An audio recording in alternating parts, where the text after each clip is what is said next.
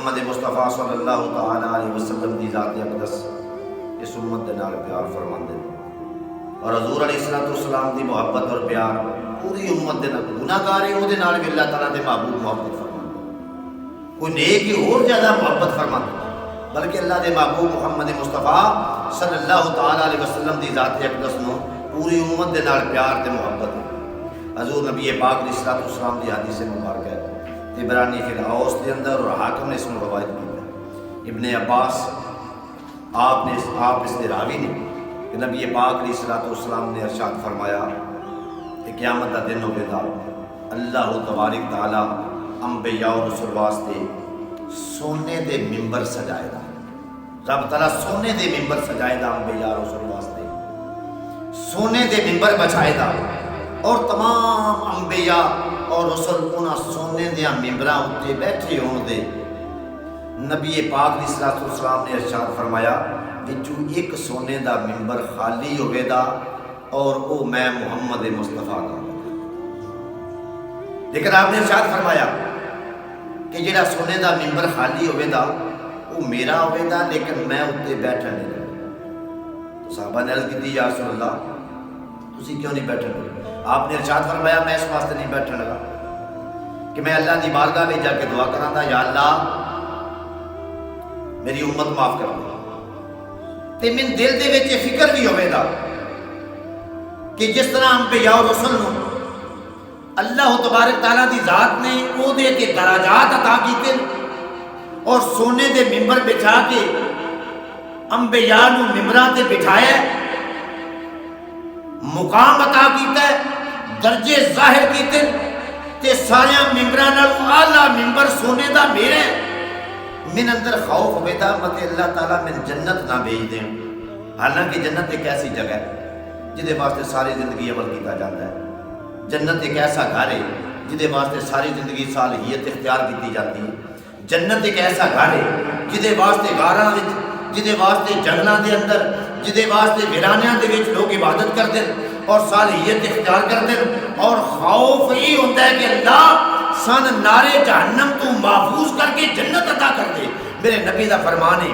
من خوف ہوئے دا اللہ من جنت نہ جلدی کر دے وے۔ تو صحابہ نے عرض کی یا رسول اللہ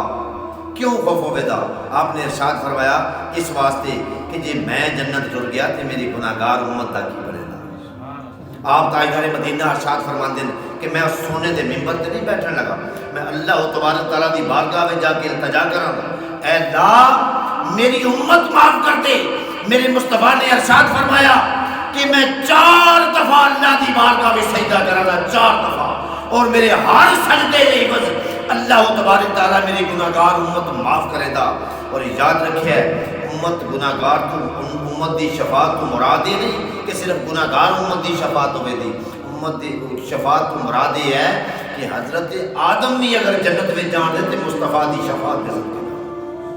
اور تمام انبیاء اگر جنت میں داخل ہوں دے تو تاجدار مدینہ محمد مصطفیٰ دی شفاعت دے سکتے جان دے۔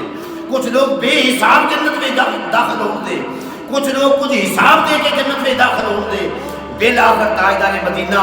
محمد مصطفیٰ صلی اللہ تعالی علیہ وسلم کا فرمان ہے کہ میں اپنے اس امتی نو بھی جنت میں داخل کر کے جنت میں جاواں گا جیڑا میرا گناہگار امتی صرف لا الہ الا اللہ پڑھنے والا موجود ہوئے دا، میں ان میں جنتی کر کے تے تاں لوال حمد پکڑ کے جنت دا دروازہ کھڑکاں دا۔ اور یہ یاد رکھے ہے کہ جنت دا دروازہ تاں کھلے دا جدے ہاتھ وچ لوال حمد ہوئے دا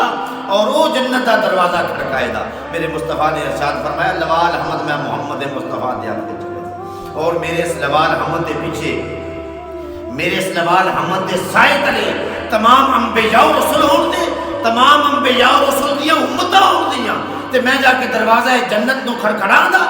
میں دروازہ جنت نو دستک دیاں دا۔ اللہ دے فرشتے پوچھن دے کون ہے تے میں اپنا تعارف کراں دا، وہ آکھن دے مرحبا ایک محمد مصطفیٰ دی ذات ہی ہے جس آج دے دن نو جنت دا دروازہ کھڑکانا سی تے میرے جنت دے دروازے کھڑکان ہوتے فرشتے دروازہ کھولن دے سب تو پہلے میں جنت میں داخل ہوں دا تو اس تو بعد تمام انبیاء داخل ہوں دے، تمام انبیاء دیاں امتاں داخل ہوں دیاں۔ جنہ چر میں جنت میں داخل نہیں ہون لگا کوئی جنت میں داخل ہو سکتا